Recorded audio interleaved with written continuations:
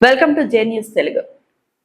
చిత్తూరు జిల్లా కాణిపాకంలోని ప్రసిద్ధ పుణ్యక్షేత్రం స్వయంభూ శ్రీ వరసిద్ధి వినాయక స్వామి వారి దేవస్థానంలో శంకటహార చతుర్థి వేడుకలు భక్తి శ్రద్ధల నడుమ అత్యంత వైభవంగా నిర్వహించబడ్డాయి. ఈ సందర్భంగా స్వామివారిని స్వర్ణ రథంపై ఆలయ మాడవీధుల్లో ఊరేగించగా వేలాది మంది భక్తులు భక్తి పారవశ్యంలో పాల్గొని స్వామివారి దర్శనం చేసుకున్నారు.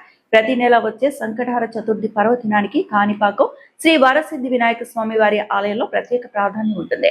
ఈ సందర్భంగా ఉదయం నుంచే స్వామివారికి విశేష అభిషేకాలు, అర్చనలు, ప్రత్యేక పూజలు నిర్వహించారు. అనంతరం సాయంత్రం మహామంగళహారతి, తర్వాత సిద్ధి బుద్ధి సమేత శ్రీ వరసిద్ధి వినాయక స్వామి వారిని సర్వాంగ సుందరంగా అలంకరించిన స్వర్ణ రథంపై ప్రతిష్ఠించి ఆలయ మాడు వీధుల్లో వైభవంగా ఊరేగించారు.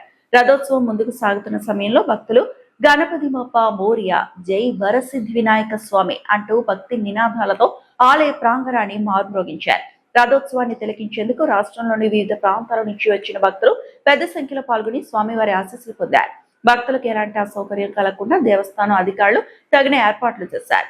రద్దీని దృష్టిలో ఉంచుకొని భద్రతా చర్యలను మరింత పటిష్టం చేయడంతో పాటు దర్శనం, తీర్థ ప్రసాదాల పంపిణీ, రథోత్సవ నిర్వహణను సక్రమంగా చేపట్టారు.